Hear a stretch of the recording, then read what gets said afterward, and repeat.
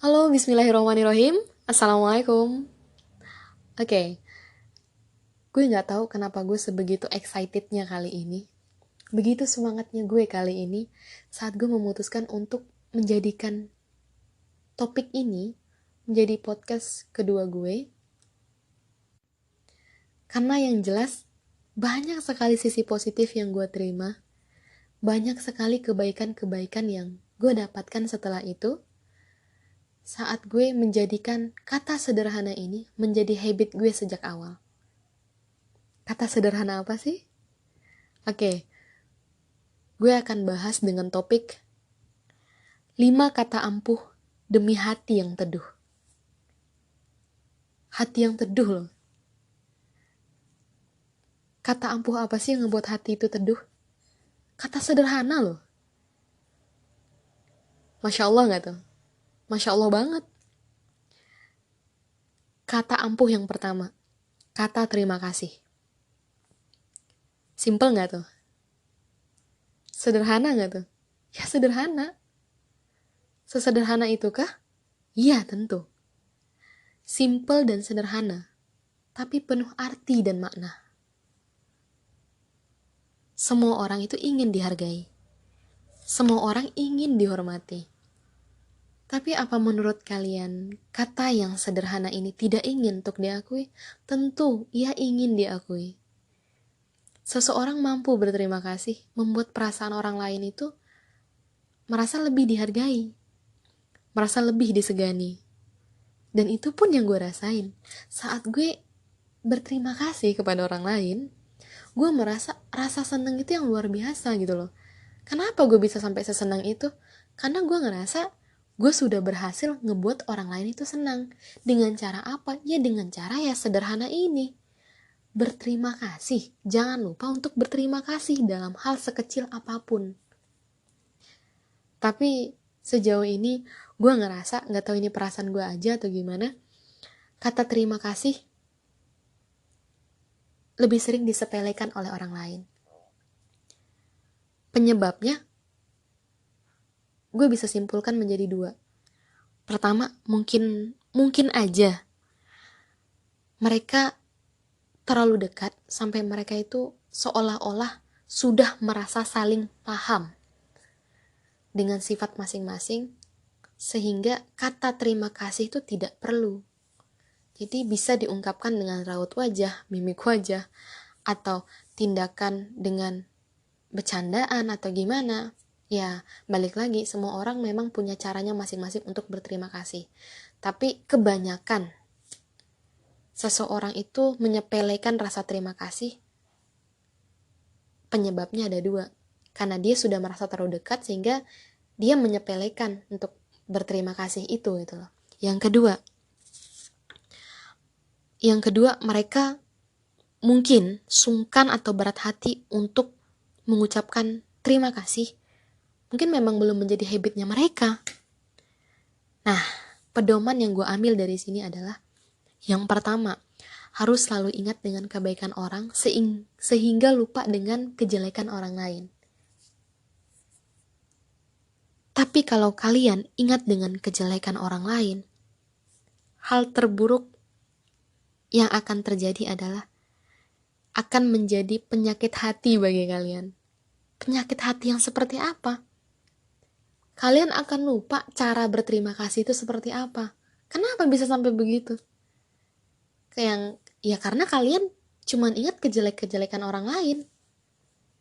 Gak ada satupun kebaikan yang kalian ingat.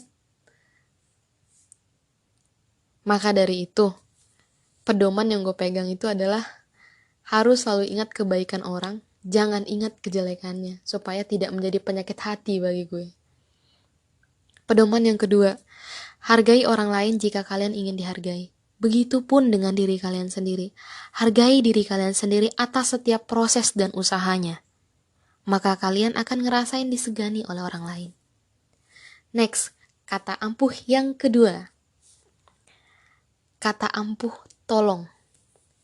Minta tolong.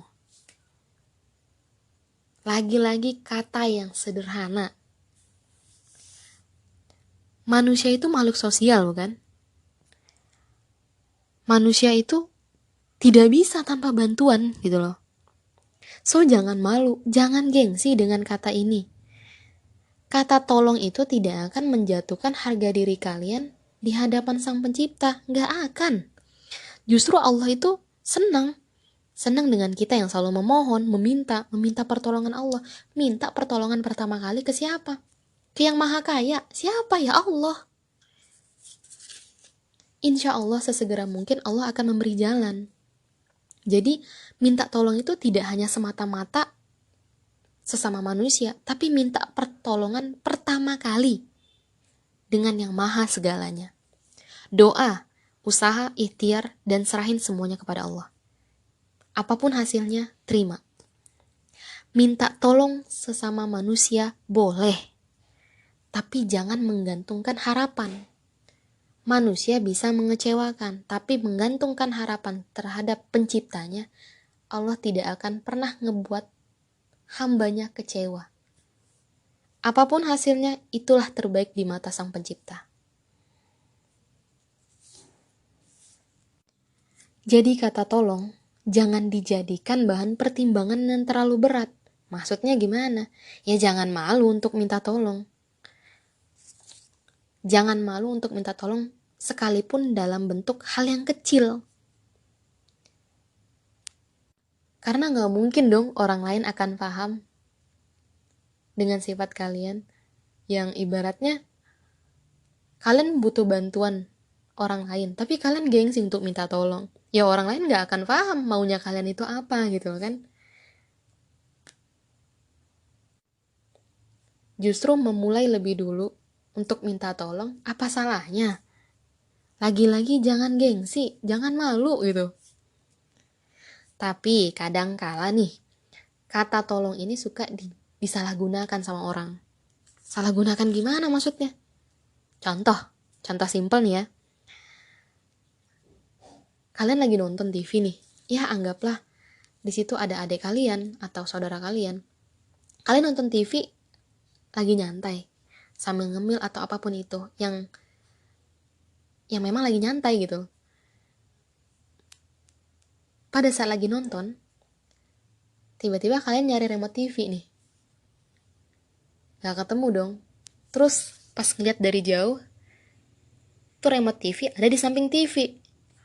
Yang posisinya antara jarak kalian duduk dengan posisi TV itu gak yang terlalu jauh. Jadi kalian itu lebih malas untuk gerak gitu loh. Justru minta tolong ke orang yang ada di sekitar. Adik kalian, saudara kalian, minta tolong untuk ngambil remote TV itu. Lucu gak sih di sini? Ya lucu menurut gue. Boleh minta tolong, tapi selagi bisa untuk dikerjakan sendiri, apa salahnya? Dan itu posisinya kan kalian lagi nyantai. Kecuali kalau kalian ada kesibukan apa gitu, yang memang gak memungkinkan untuk berdiri atau untuk ngambil remote TV itu, ya apa salahnya minta tolong dengan orang sekitar. Jadi kata tolong ini kadang-kadang suka disalahgunakan oleh orang lain. Suka dijadikan embel-embel belaka. Dengan maksud bukan minta tolong, tapi nyuruh. Cuman ini bahasa halusnya gitu loh kan. Next, yang ketiga. Kata ampuh yang ketiga. Kata maaf. Meminta maaf. Seseorang itu gak selamanya benar kan? Gak selamanya juga salah. Seseorang membuat kesalahan itu ada yang disengaja, ada juga yang gak disengaja. Tapi anggaplah semua itu tidak sengaja. Karena apa? Untuk menghindari penyakit hati tadi. Jangan sampai penyakit hati semakin bertambah. Kalau bisa ya dikurangin gitu kan. Orang-orang yang membuat kesalahan, baik itu kesalahan kecil ataupun besar, kesalahan yang fatal sekalipun, solusinya apa yang pertama kali? Ya minta maaf. Minta maaf dengan niatkan dari hati. Minta maaf dengan tulus, tidak mengulangi hal yang sama. Jangan gengsi untuk mulai lebih dulu. Jangan malu untuk mengulurkan tangan meminta maaf lebih dulu. Jangan malu. Jangan merasa bahwa kata maaf lebih dulu membuat diri kalian tuh merasa rendah di mata orang lain. Jangan. Memaafkan, meminta maaf salah satu kebaikan yang insya Allah diridhoi oleh Allah Subhanahu wa Ta'ala.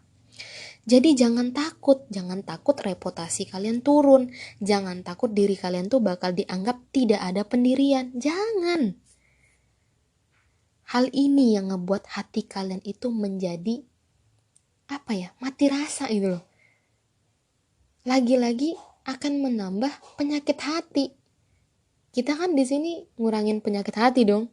Jangan sampai menambah, tapi ya dikurangi. Dan jangan malu mengakui kesalahan sendiri.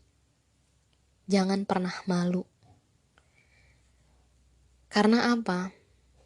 Kalau kalian malu mengakui kesalahan kalian sendiri, itu hanya ngebuat kalian dibanggakan sebentar lalu akan dicampakkan di kemudian hari.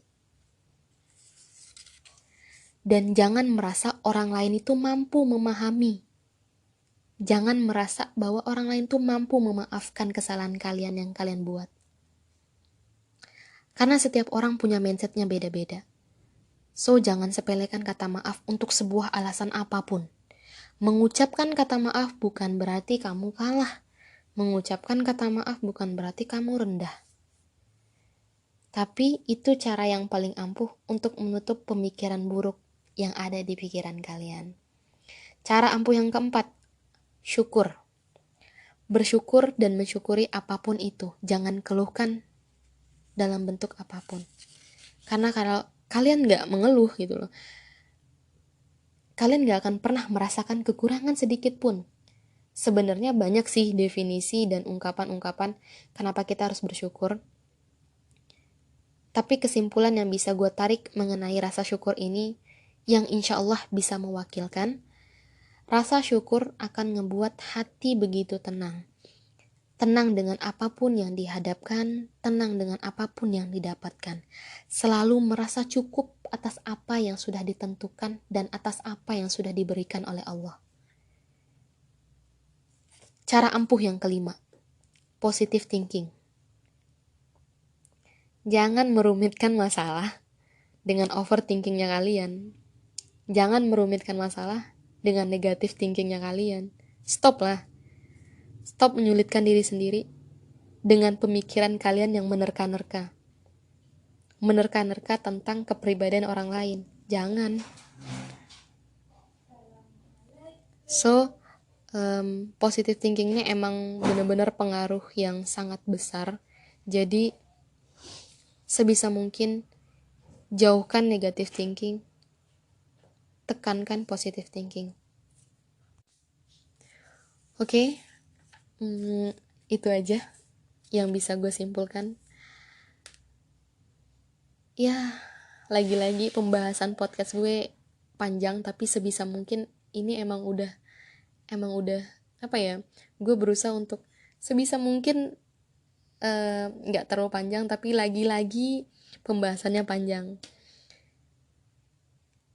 Intinya 5 kata ampuh itu tadi: terima kasih,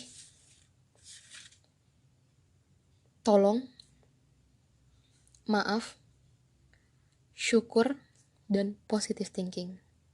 So gitu aja. Thank you. Semoga podcast gue yang ketiga nanti ada kaitannya dengan podcast yang kedua ini. Semoga bermanfaat dan salam dari gue. Assalamualaikum warahmatullahi wabarakatuh.